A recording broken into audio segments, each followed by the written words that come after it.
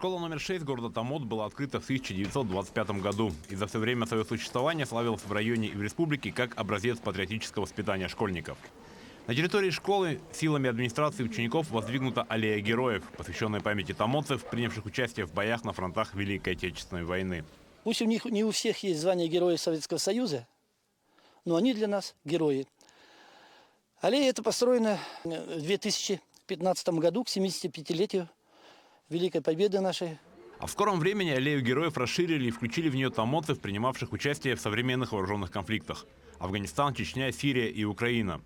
В прошлом году при взятии под контроль аэродрома Антонов в районе Гостомеля погиб выпускник школы, боец 93-й десантно-штурмовой бригады Александр Иванов. С 23 года отряд юноармейцев 6-й школы носит его имя. Также в феврале 23 года в школе появилась парта героя. В феврале этого года за партой героя посидели уже 4 ученика нашего класса. Макаренко Света и Пивоваров Вадим в феврале, Кучеров Кирилл и Негрич Тимофей в марте. В апреле буду сидеть я и Иванова София.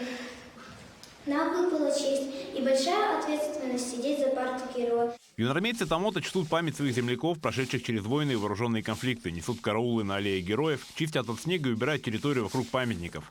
Ни одно патриотическое мероприятие в городе не обходится без их участия. Относятся добросовестно, то есть постоянно у нас проводятся занятия по патриотическому воспитанию, какие-то семинары, объяснения, зачем это нужно, для чего, что это за люди. Поэтому юноармейцы вполне осознают, что этим надо заниматься. В прошлом году на День флага юноармейцы 6-й школы установили российский триколор на горе. Теперь это место стало одной из достопримечательностей города. В этом году юноармейцы планируют установить в городе Знамя Победы, которое посвящено 5 великим победам СССР над фашистской Германией. Знамя будет установлено на берегу реки, на левом берегу, напротив обелиска, который установлен на правом берегу нашего города. Ежегодно ряды юноармейцев пополняются новыми школьниками, и от старших к младшим передается память, уважение и любовь к родине и ее истории. Александр Хавренко, Владимир Павлов, Томот, Алданский район.